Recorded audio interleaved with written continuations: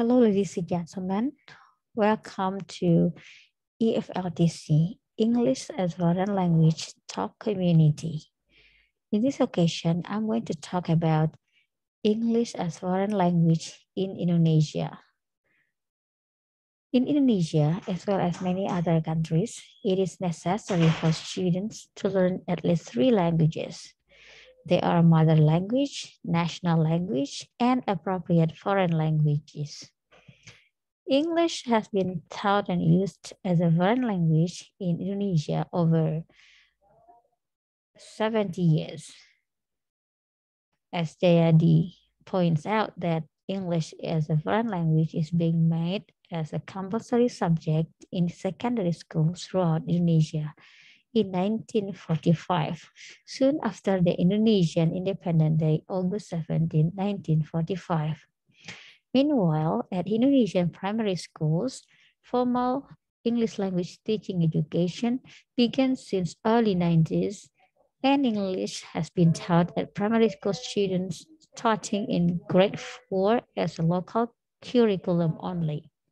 However, the recent policy of Curriculum Indonesia, Curriculum 2013, has just removed English at elementary school in order to increase Indonesian students' awareness and ability to study their national language.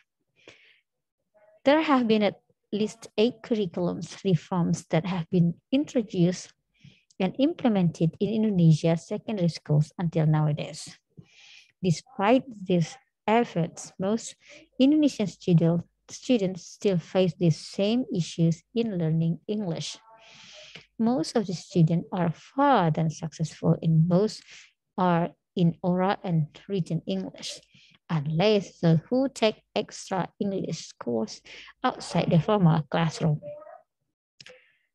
The same issue and also happened and also mentioned by authors or researchers, example Lee in 2007.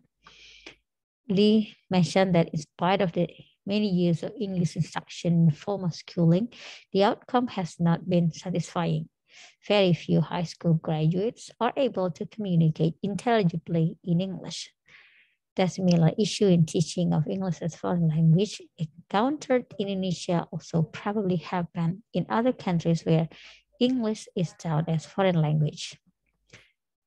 Ladies and gentlemen, the term of English as foreign language, EFL, and English as second language, ESL, sometimes can be used interchangeably.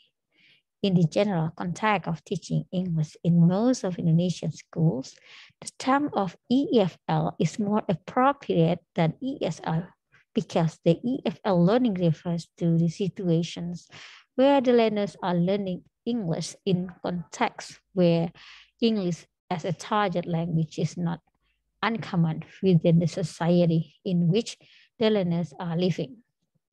The situations is different with Indonesian neighbor countries such as Malaysia and Singapore, in which they regard English as a second language. Since there is increasing number of international schools in many cities in Indonesia recently, and since there are more learners are situated in a context where English has a communicative function in urban areas, the term of ESL is also probably appropriate for those learners. However, EFL is the most appropriate term in Indonesian context until nowadays. One of the most challenging tasks constantly faced by EFL teachers is how to empower or enable the students in studying English. Also, the teachers are expected to capture the interest and stimulate the imagination of the students so that they will be more motivated to learn. There is currently a wide area of teaching materials available to ESL and EFL teachers to accommodate students' various study needs and empower the students in studying. Many of these materials are commercially produced and can be authentic teaching materials. Authentic materials are spoken or written language data that has been produced in the course of genuine communications and not specifically written for the purpose of language teaching. One of the authentic materials which can empower students in studying English is literary text.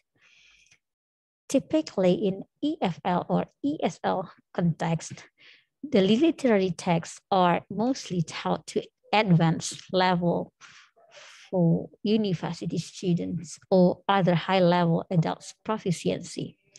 It is no surprise that the use of literary text as a part of authentic text are likely absent in the EFL curricula of secondary schools in Indonesia. This occurs probably because students seem to lack the grammar and cultural knowledge necessary to understand the complex nature of literary text. When presented with canonical literature or text for young adults, many EFL students at EFL secondary schools can be overwhelmed, frustrated, discouraged, and anxious. In search of other forms of authentic text, children's literature can be accepted by students.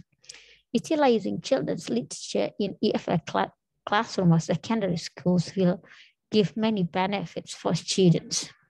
Besides having interesting topics, children's literature employs simple grammar and vocabulary, colorful illustrations, and short lengths, among other characteristics that facilitated comprehension.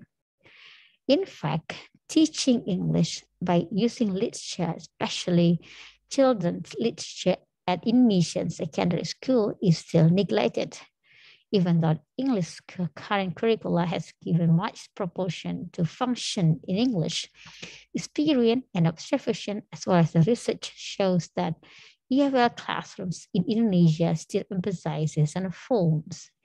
School textbooks in secondary schools tend to include less literary works as a teaching materials. The use of literature in English learning in schools does not extends to discussion of language use or cross-cultural understanding. If literature is presented, it is usually to model generic structure for a narrative text.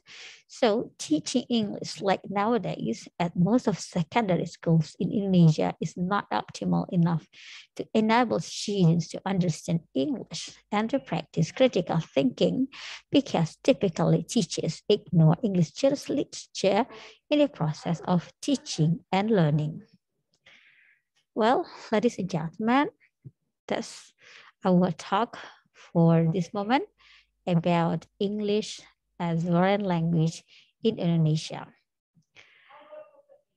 Thank you very much for watching. See you next time. Have a great day.